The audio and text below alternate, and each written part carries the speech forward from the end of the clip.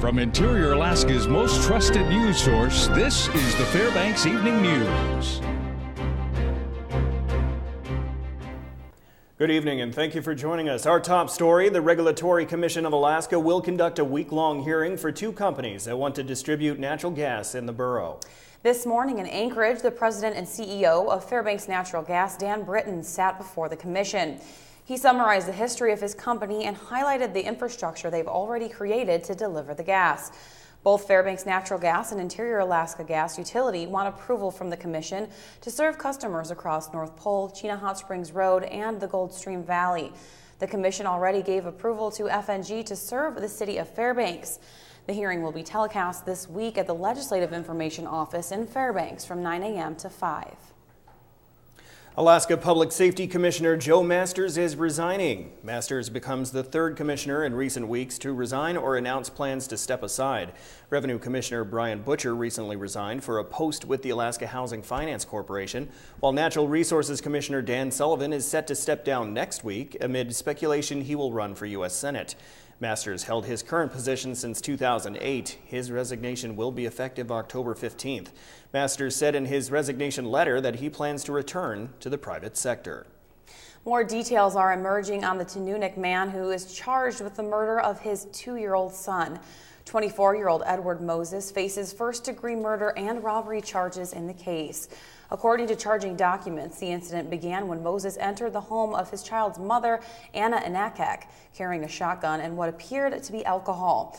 He then demanded everyone exit the home, leaving their cell phones. When the mother didn't comply, she was threatened with the shotgun and ran from the residence. According to troopers, Moses phoned the child's aunt and told him to say goodbye, which was followed by a gunshot sound. Moses, after hours of negotiations, surrendered. Moses was transferred to Bethel, where he is being held on $500,000 bail. A preliminary hearing in his case is scheduled for September 24th. The State Court of Appeals has ordered that a Fairbanks man convicted of sexually assaulting a young girl be resentenced. Joseph Turney, a former school bus driver, was sentenced to 50 years in prison, but the appeals court said there was an error. Turney pled no contest to charges that he abused the girl from the time she was 11 until she was 18. The judge agreed with prosecutors that there was an aggravating factor to consider at sentencing. However, the appeals court said an aggravator cannot be used as both a way to convict and to get a longer sentence. Governor Sean Parnell is repeating his contention that federal officials were heavy-handed in investigating a placer mines in the 40 Mile River area last month. On Saturday, Parnell traveled to Chicken to meet with miners. Parnell says he was clear that the representatives of the Federal Environmental Protection Agency used excessive force on mom-and-pop placer miners. Parnell says 4 to 7 agents with high-powered weapons and body armor barged into mining operations on all-terrain vehicles and, without introducing themselves, started taking samples. Parnell earlier this month said he was ordering an investigation. EPA's Criminal Investigation Division Director Doug Parker has said he was comfortable with how the state federal task force did its investigations. Saturday evening at approximately 10:30 p.m., North Pole Police and fire personnel were called to the scene of a motor vehicle accident. Upon arrival, they discovered a couple from Eielson had struck a moose, and the female passenger of the vehicle had to be extricated from the badly damaged Impala. According to Justin Body, officer in command with the North Star Fire Department, the female was transported by EMS to Fairbanks Memorial Hospital with moderate to possibly severe injuries. Fire personnel say that this is the time of year to remain cautious while driving. Not a rare occasion here. It's actually pretty common to have in Alaska. Traveling down the highway, it's that time of year where moose are out moving. It's getting to their mating season, and they're traveling along the roads. The challenge we have now is that with the darkness coming earlier and earlier every day, it gets we're having to get used to seeing and looking for moose out as we travel. All right, Daryl, the S word. Uh-oh. I think it's here. Well, there's one guy who could probably answer that for us. Mike Schultz joins us now with our first look at weather. Mike? Well, Stephanie and Daryl, we could see this coming because After all, this is the day when snow normally makes its first appearance in the Fairbanks area. Today at the Weather Service up at the University of Alaska Fairbanks, I talked with the forecasters up there, and they're saying that this will be the last nice day we'll see for at least a week. The problem is that we have a small storm moving up from the southeast, and this will meet up with a colder weather system moving in from the northwest. The end result will be a not so nice outlook for the rest of the week into the weekend. Residents should look for some snow beginning tomorrow night into Wednesday, but it should not amount to any real accumulations. That's right. Here in town, the ground's warm enough, the snow should be melting when it hits the ground. Up at higher elevations above 2,000 feet, so like at the top of Esther Dome or Eagle Summit, or places on the Taylor Highway in the southeast interior, we may see some accumulating snow there, a couple inches, but that would only be up above 2,000 feet. And as you can see on our latest satellite picture, again, we have a lot of moisture sitting across the Gulf of Alaska, moving slowly our direction from the southeast. It's meeting up with some cold air coming in from the northwest. As was discussed earlier, the two of them are going to kind of sit over the Fairbanks area for the next week, it looks like, and just kind of percolate, bringing little bouts of moisture here and there, possibly giving us some light snow. But like I said, no accumulation expected. But temperatures are definitely going to be diving down, I should say. And in the lower 48, the rains are finally stopping across Colorado. We'll talk about all the weather in more detail later on. Dale? What? Daryl, Stephanie. I just didn't Dale. Guy. Yeah. Dale. Who's Dale? Hi, Dale. How are you? He didn't call me Chip. That's fine. Thanks, Mike. When we come back, a partner of a proposed mining project backs out of the deal. We'll have more stories on top of that, so stay with us. And welcome back to the Fairbanks Evening News. One of the partners in a massive proposed gold and copper mine in southwest Alaska is pulling out. Anglo American announced that a subsidiary is withdrawing from the Pebble mine.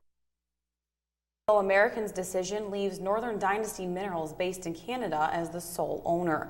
Mike Heatwell, spokesman for the Pebble Partnership, says the project remains important for Alaska, and officials will share additional information about the future plans in the coming days. The fact that Anglo American thinks the Pebble mine is too risky speaks volumes. The mine is too risky for investors and too risky for Alaska. In the recent comment period that the EPA had on its watershed assessment for Bristol Bay, 650,000 Americans asked EPA to say no to the mine, including 84% of the Alaskans who commented on it. The mayor of a northwest Alaska town where a 5-year-old boy was mauled to death by a dog says loose dogs are a serious problem in the community. Jordan Lee Reed was found dead early Sunday in Kotzebue after being mauled by a loose dog or dogs. The boy was reported missing Saturday night. Police say he had been playing in front of his family's home that evening. Kotzebue Mayor Nathan Koch says loose dogs have been an increasing problem in the town of about 3,200 people. He says the city council recently tightened up an existing animal control ordinance. The revised ordinance requires people with dogs on a vicious breeds list to carry insurance for their animals and to keep them securely pinned. A Fairbanks man punched a grizzly after the bear entered the camping tent he and his girlfriend were sleeping in at Sourdough Creek Campground. Jason Lawson and Liz Puelko were awakened at about 6 a.m. on Labor Day by shaking and the entrance of a bear head or maybe a paw into Lawson's side of their tent.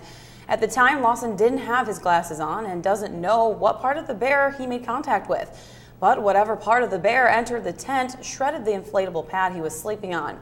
Now, after the encounter, the couple found the jacket Lawson had been using as a pillow soaked in bear saliva that reeked of fish. Sir Optimus International of Fairbanks presented its annual Ladies' Night Out fundraiser last night. The theme was champagne and chocolate. There was a wine tasting and university firefighters handed out the C's candies. Entertainment included everything from a hula hoop dancer to karaoke. Now, there was also a fashion show and silent auction. Ladies' Night Out is the local Sir Optimus Club's main fundraiser for the year. The club works to improve the lives of women and girls, and a main goal is to stop violence. And we're here to have some fun and to raise some money for our projects that we do in the community that benefit women and girls. The main theme for the last couple of years and this year and going forward is to stop sexual trafficking or to stop human trafficking. It's a big, big issue, and many people don't know that it's here in Alaska, but it is. JoJo, Yes. what's going on? We got some Ice Dogs hockey to talk about today. They impressed in their first games of the new season. Also, the Nanook volleyball team did something they haven't done in a long time. And we have the 5th edition of the I-5. That's my favorite. I like it, Joe. It's Doing coming up good next. stuff. It's coming right up next. Stick around. Hello, Interior sports fans. Joe Cook here in the Sports Week for you this Monday evening for your weekend recap. The Ice Dogs start their season and the long road trip with a pair of wins. Saturday's 5-4 comeback win over the Kenai Brown Bears gave Fairbanks the sweep, a 2-0 lead in the Era Cup Series, and 4 points in the new Midwest Division. The game was tied by Fairbanks at 4-all after Jacob Hetz assisted David Kaplan on his second goal of the season, 14-28 into the final period. But Brett Gervais put it home with an unassisted shorthanded goal with 3:36 to play. Kevin Aldridge had 25 saves for the Ice Dogs as well. Also, Dougie Legrone was named the Midwest Star of the Week today by the NAHL. Legrone scored a goal in the first 2 games, including a power play goal on Saturday. He had 3 goals all of last year. Next up for the Ice Dogs is the NAHL Showcase in Blaine, Minnesota. Wednesday, they faced the Springfield Junior Blues and played through Saturday against non-division opponents. Switching to college sports, the Alaska Nanook volleyball team got their first win of the season in their last game of the Route 92 Showdown in Belmont, California on Saturday. UAF swept Notre Dame Dave Murr 27-25, 25-22, and 25-22. Sam Hartoon, the cartoon, was killing it like anime. She set a new season high with 19 kills and had 10 digs for her first double-double of the season. Carrie Knight added 10 kills as well. The Nanooks were in rare form, hitting at 35%, the highest in 5 years, and UAF only had 7 errors, a season low. The Nooks are 1-10 and come back home to open GNAT play this Thursday at 7 against Montana State Billings. In high school football on Saturday, the North Pole Patriots gave their seniors a memorable send-off in the last Southeast Conference game of the season. The Patriots dominated for a 64-0 shutout win over the Thunder Mountain Falcons. North Pole's defense held the Falcons to under 100 yards of total offense and had a 44-0 lead at halftime. Sophomore Garrett Sommer threw for 158 yards, ran for 86, and had 3 total touchdowns. Senior wideout Lance Wright had 126 yards receiving and 2 touchdowns as well.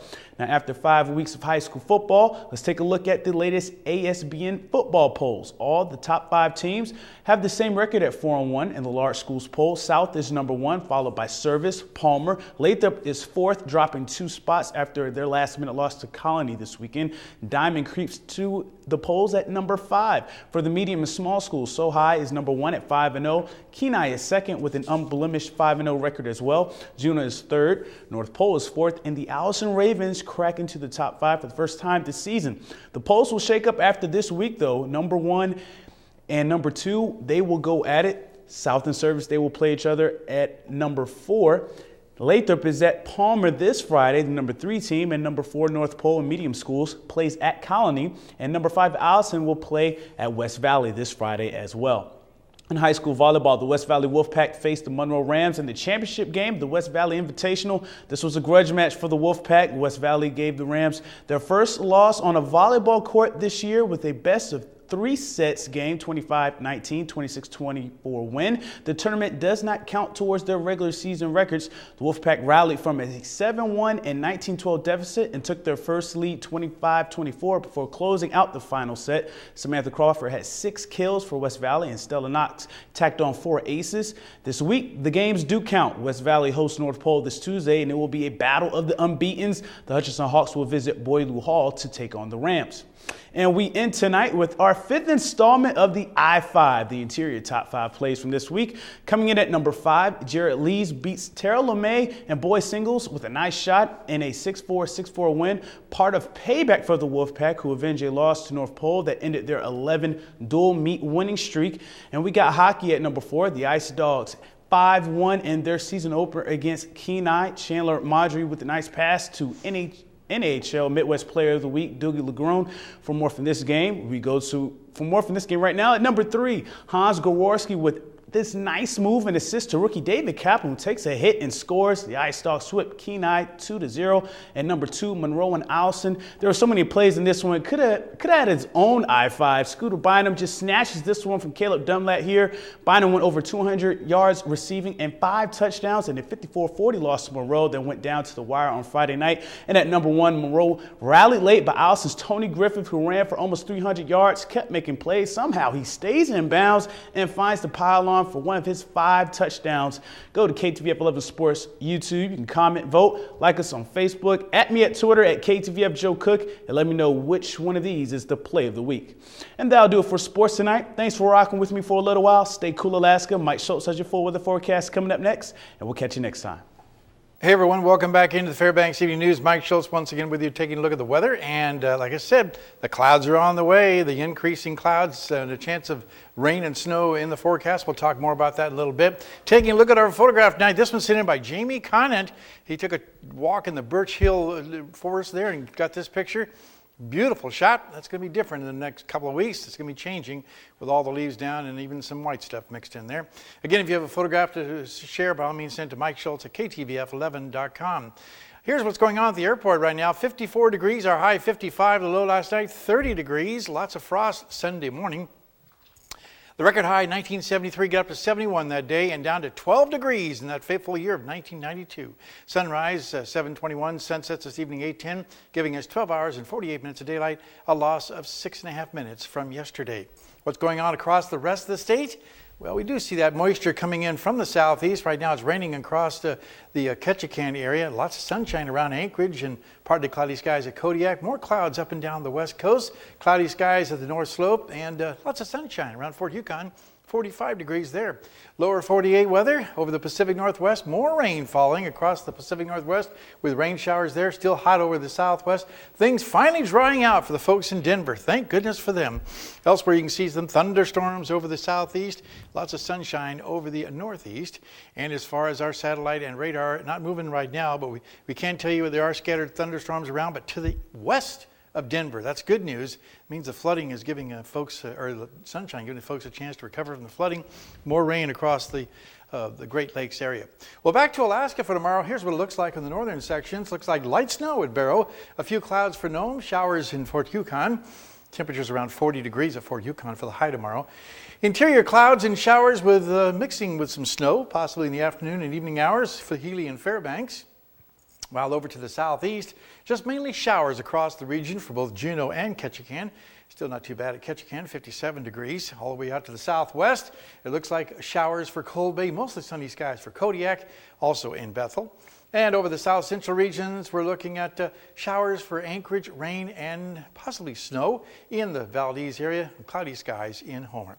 Okay, time for another week with kids. And this week's kids' weather is going to be featuring our children from the Hunter Elementary School. Tonight, a young lady thanks her friend Amber for helping her. Every day we would walk down this one path with an enormous snow hill. That day, as we walked home over the snow hill, I heard a crack. Then I fell straight through the enormous snow hill, but luckily Amber dug me out in 2 minutes. I almost suffocated. Well, we're certainly glad Amber was there to help you out. Again, thanks to Mount McKinley Bank. Tomorrow night, another young lady will be here to share a picture with us about the 4 seasons. Here's your forecast for the remainder of the night. Oh, chilly, 29 degrees. Another cold night, mostly clear skies. Tomorrow's forecast, more clouds and showers, possibly mixing with snow by late afternoon into the evening hours, 41 degrees. And the extended forecast, not looking real good all the way across the board, right around the low 40s each day. Overnight lows right around 30 each night.